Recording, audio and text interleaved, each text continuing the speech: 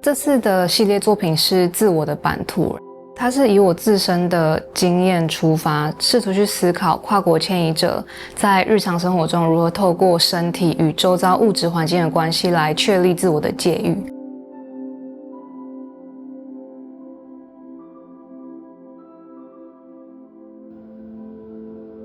第一个空间是一个冷白明亮的展场空间，里面的作品材质大部分是不锈钢。冷白的光线、不锈钢材质的反射、观众与作品互动所发出的碰撞声，都希望可以让这个空间营造出一种厨房场域的感觉。有一件作品《贪吃蛇》，它是一面使用不锈钢贴出的一面墙，然后它有点像是贪吃蛇那个场景的转换。我将贪吃蛇这个游戏比喻为跨国迁移者或是在国外工作的人，他们的状态有一点压迫和不舒适的。接下来这个通道，它有点像是离开嘈杂的工作场域，独自走在回家路上的经验。在这个墙后面会有一只真实的蛇在休息，最后会比较像是回到个人独处场所时的氛围。它是2座用厚纸板所组装而成的巨大纸箱。我是以放置物品的纸箱的经验出发，在不断搬迁、收纳、准备这些东西的时候，我觉得它都是我们从现阶段的劳动所赚取，然后要准备给予未来自己的礼物。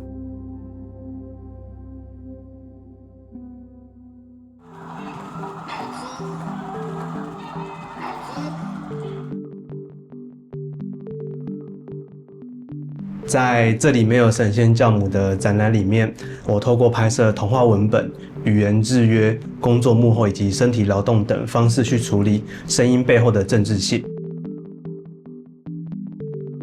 观众还没有踏入展场之前，就会先听见以 No Miracles 录像中声乐家被抽离的声音。Repeat After Me 的小空间上面排列着数十只鹦鹉造型的回声娃娃。他们会与换皮软体录制而成的虚拟角色展开模仿与对话，从稀松平常的闲聊，然后冒出干屌等脏话。再往里面走，观众会看见 No Miracles 的录像，声乐家会进行一个冗长的准备工作，最终他演唱的歌声会被静音处理，身体在劳动，但声音却缺席的场面，其实那个声音早就被揭露在入口的地方。转角的小海螺播放的是前迪士尼钢琴师的口述录音，回顾他在迪士尼所遭遇的要求与限制。听完录音后，左转进来就会看见标语 Have a Magical Day 挂在墙上。看见标语之后，观众才能够走进最内部的空间，观看 Over the Land 的录像。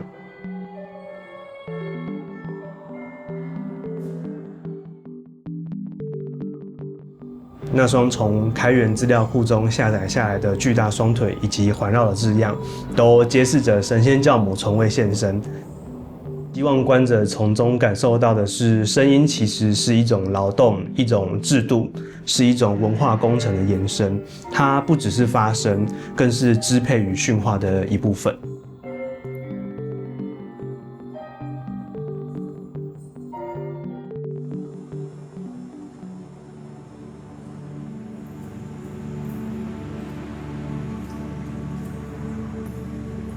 我的作品主要是以装置还有动力机械为主，我会一点化学，然后会写一点程式，然后还会改车，然后还会焊接这样子。其实我的技能点蛮杂的。这个作品其实是在4年前，我的母亲得了一场重病，借由这个计划，然后把它用比较理性的方式去抒发我感性的想法。我喜欢在山林里面去观察一些自然的现象，苍岭，就是以当地很常起雾的一种特性，然后去做发想。然后我在温泉区就发现，1-2周的时间呢，叶子的面貌它会有各种七彩的颜色变化。然后我觉得它是一个有机性的生跟死之间最美的一种转化方式。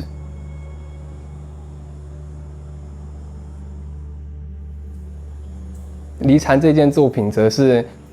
利用水的不间断的特性，然后还有循环系统一直的变化，所以它在展期的第1天到最后1天，它所有的颜色展现每一天都会是不一样的。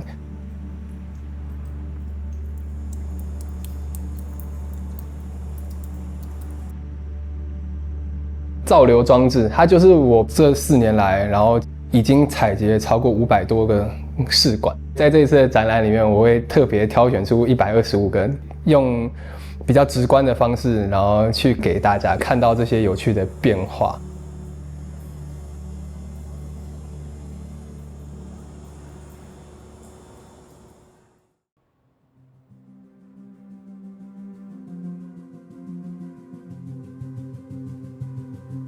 关于绘画的内容，我觉得对我来说，它是一个很流动的事情，基本上都是以我现在所处的状态，或是这个环境所带给我的一些冲击。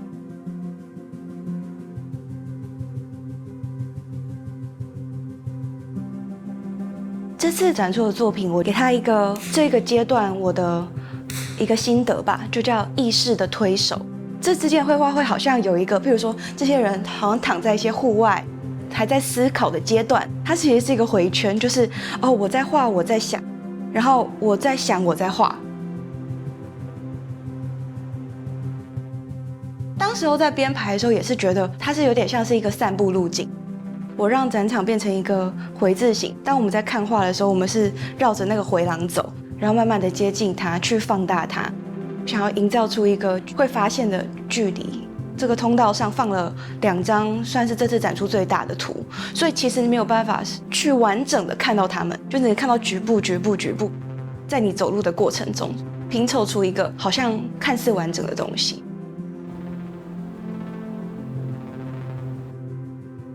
在展出里面，我有做一个小房间，然后那个小房间就是会有很多草图，但后来他们都没有被画出来。好像不停的觉得好像有要说什么，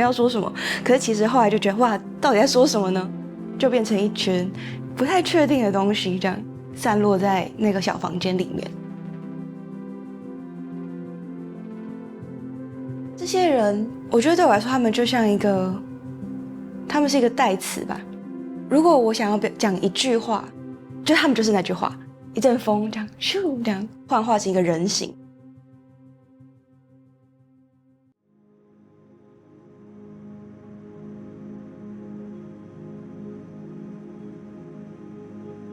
在当艺术家之前，我事实上有牙医师的身份，所以过去我的艺术实践有很高比例都在探索，前端的医疗科技啊，或是生物科技这些科学里面隐藏很幽微的跟文化相关的伦理争议啊，或是社会的不同的面向。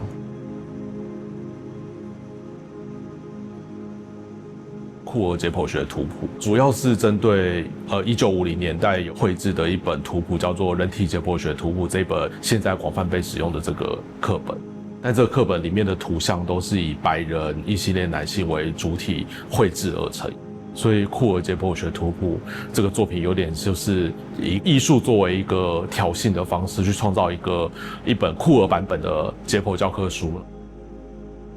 库尔解剖学图谱我们今年初已经出版了，观众在穿过这本书的展示跟网站之后，会看到这本书5个章节，然后被转译成5个不同区块的立体的不同的装置。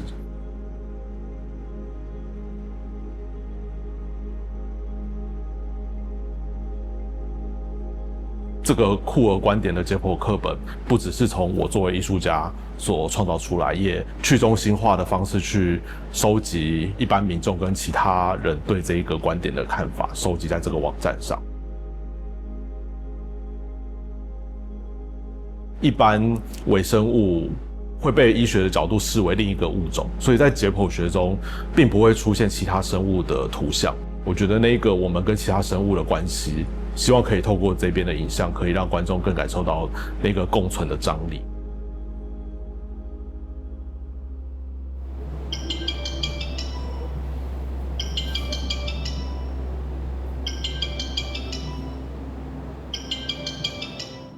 我们设计了一个游戏规则的框架，墙上有一支电话，然后这个电话响了，上面就是写妈妈打LINE过来，就是让观众随机的决定他要不要接电话的另外一端。我们邀请了素人妈妈来当我们的演员，每一次都会有一位妈妈在现场，其实是 live 打这通电话。这些妈妈并不是真正的在扮演妈妈，可是他们对话的过程里面，好像会让观众在这种很日常没有防备的情况之下，突然被带入这个角色，然后好像是他的小孩，然后我们就会开启这个对话。我们在做展览类的作品的时候，我们真的的确都是在设计一套有开放性的机制。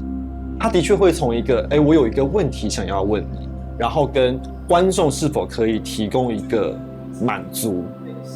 因为你遇到就是人的本身，所以那个是最漂亮的地方。然后它也会有很多的错过，因为有一些话你就是没办法对自己的父亲母亲说。我们健身房户外都有，就它不是像剧场那样子可以完美的设计好的，然后观众只是在黑暗处观看。但它确实也就是一个实验，它不可能每一通电话都非常完美，它会因为不同的观众参与，会有不同的结果，很像有点日常，然后扮演。我们明日和合也好像也蛮常喜欢做这件事情。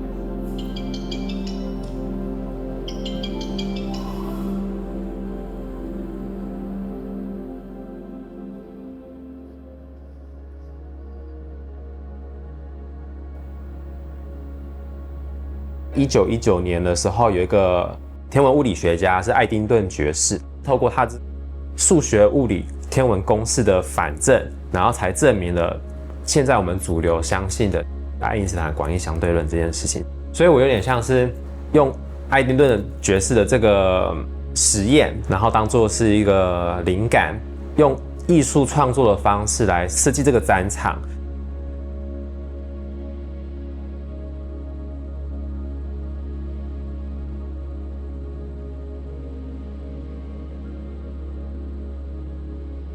一开始人在进去的时候，它会有一个反光布的形式，行走在上面，它产生塌陷，然后会有黑色的球跟着脚步，然后它会有一个很像是一个太空宇宙的光线场，然后会被蓝色的光反射。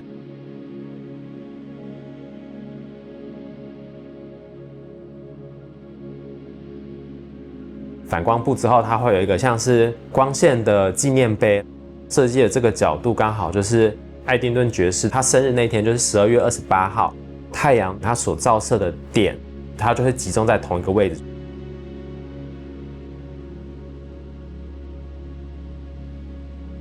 就是我的作品，它比较像是透过数学、物理的计算，透过艺术创作的手法，然后来证明说这些物理性质、这些数学公式、这些太阳的东升西落，其实是真实存在的。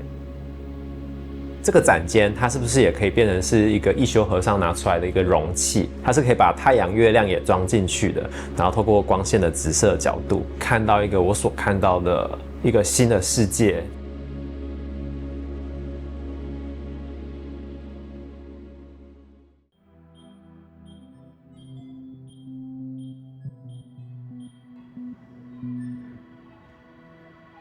我自己比较常关注在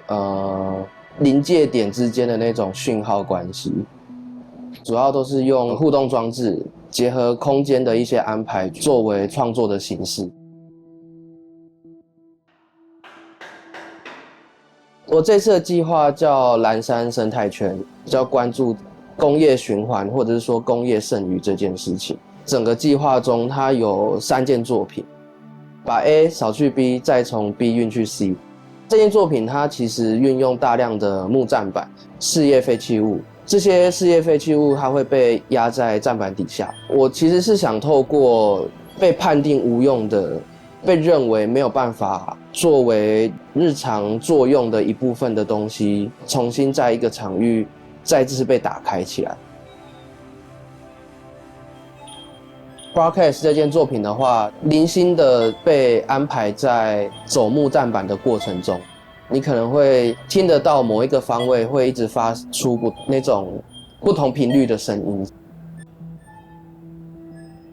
透光其实是用比较旧型号的行车记录器，它其实在晚上的时候噪点会非常多。这类型的影像，然后再搭配一些被重新修复好的液晶萤幕。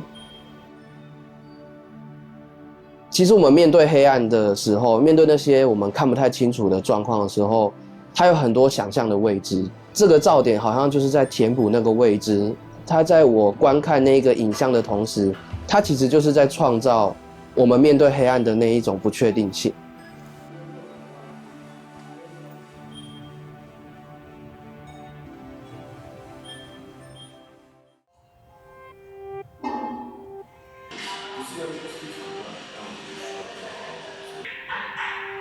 On My Way 是一件正在进行的作品，那它是一段话，也是一个作品的名称，那也是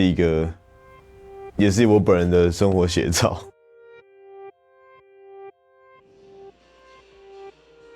我在这个台北跟北港往返的时候，我会看到路上很多那个路标，就说可能到台北还有几公里，或者是到北港还有几公里，然后我就在思考，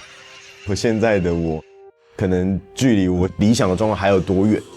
我才会想说，那我就自己在我公司旁边去做一个很大的扛棒，然后上面就单纯的写 On My Way， 提醒自己我正在往一个我认为对的方向前进。它其实是以前房屋的谷仓，然后都完全没整理，就是很多东西，然后就那个光清就清了1个礼拜，有很多我很重要的朋友来帮我。因为我第一次做这么大，很像在盖房子的这种尺幅的作品，所以我想说，我是不是应该要先做同比例的模型，用铁条去看结构怎么长。最终这个东西是不只有这个大的装置，还有影像。我请我的摄影师朋友来跟拍我大概怎么去做这个很大的扛棒。因为我并不知道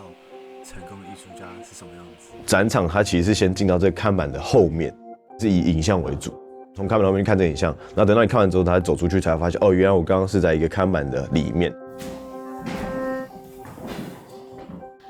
我比较像是藉由作品在做阶段性的记录我自己，用一个路标的形式在这个空间之中。希望大家藉由那个影像来这个地方看这个实体的 On My Way。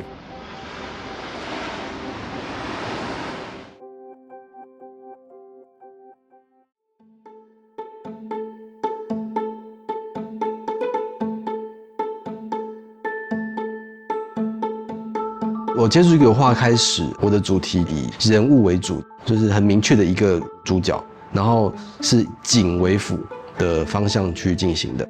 那所以看到我的作品都是会比较明显的有一个巨大的一个单一的一个物件在画面当中。我希望把我的绘画描绘的主题放在比较能够表现它的物体的材质的视觉感上。我也希望可以表现出物体的造型，特殊的造型感。人物的话，比较像是姿态上面的一些扭动的一些张力。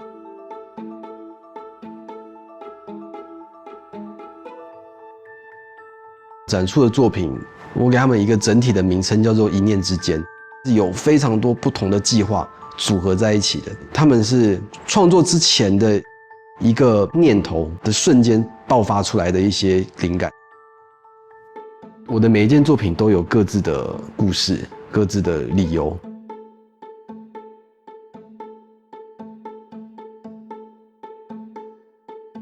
展览的摆放的方式，完全是用另外一个系统，就是一个展墙，它会是另外一个新的构图，有点像是重新的做一个绘画的作品一样。